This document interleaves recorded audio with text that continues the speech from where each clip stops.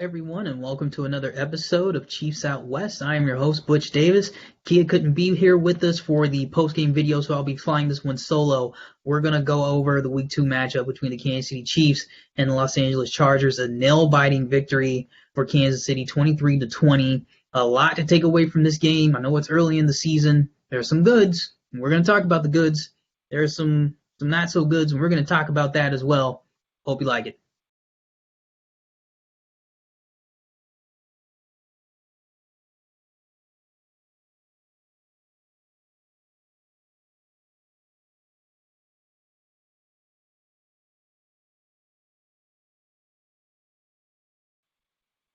All right, so like I mentioned, there were a couple good things that came out of this game that I hope repeat going into next week, into the rest of the season. The first thing that I really liked, I was a big fan of watching the team have answers to problems. What do I mean by that? I mean, there was times where the offense just plain looked horrendous, right? Things weren't going right for them. They looks like they either weren't calling the right plays, or the plays that they were calling that were right ended up having a penalty attached to them. They ended up getting setbacks. There was some way that we were screwing up.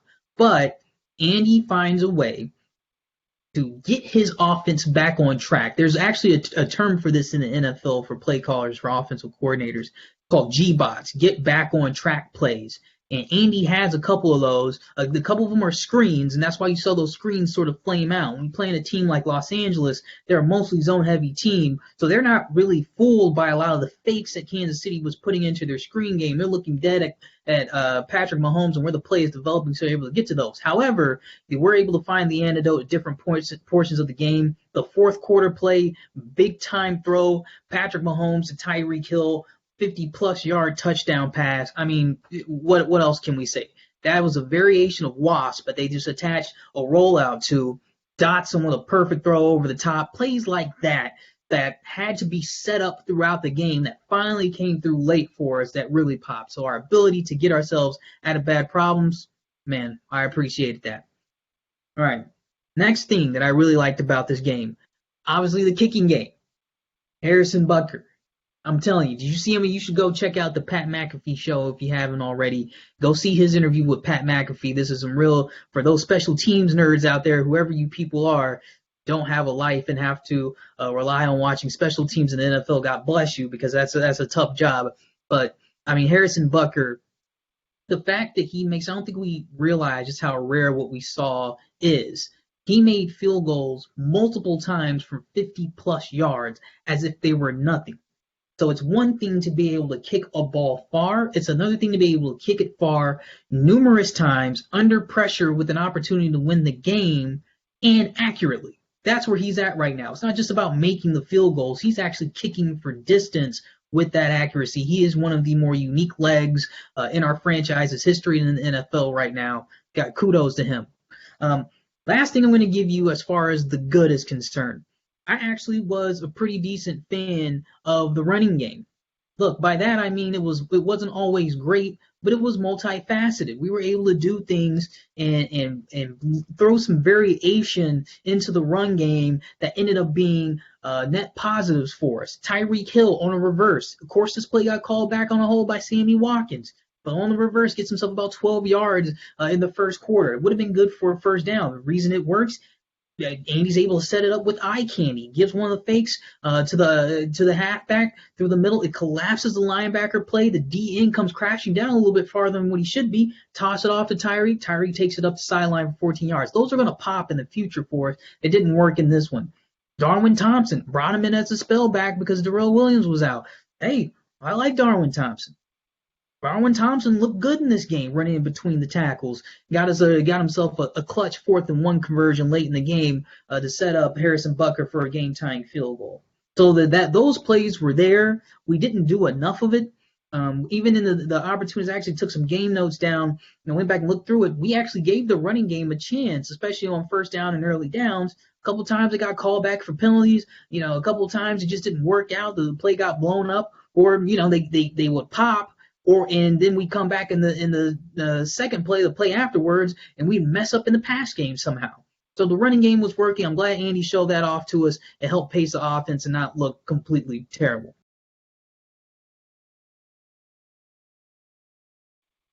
Okay, now for the bad, and it was bad. Trust me. The defense and its tackling. See, like this is the thing. Football, no matter at what level, college, amateur, pee wee league, pros, it's very simple. You have to be able to block and you have to be able to tackle. And we struggled with both in that game. I'll get to the blocking later, but the tackling, bad. Austin Eckler, for those of you who like PFF grades, one of two plus 80 running grades in week 2, something like an 88, 89, something like that. And that's mostly because he was able to run the ball with efficiency in between the tackles, outside the tackle, stops and goes. I think he had something like 5 broken tackles and about 60 yards after contact in total on his touches against the Kansas City Chiefs, and that's not going to cut it in this league. You have to be able to come up and make tackles in the backfield when you're there, before short of the sticks, when you have an opportunity to. And some of these, unfortunately, they're two-phased. One of it is solo tackles. You have to be able to make solo tackles. But the second thing is they shouldn't have to be solo tackles. We should have 11 hats going to the ball, looking to make a tackle on the guy as soon as he catches it, closing down that space like the Chargers did to us. As soon as we got the ball, we had 3 helmets on us. That wasn't the case. The defense wasn't able to return that favor. And that has to change going into next week because the guys carrying the ball there, you thought Josh Kelly and Austin Eckler were good. Wait till you go see Mark Ingram and J.K. Dobbins. That's an appointment that you can't escape. Another thing that I didn't like, the blocking.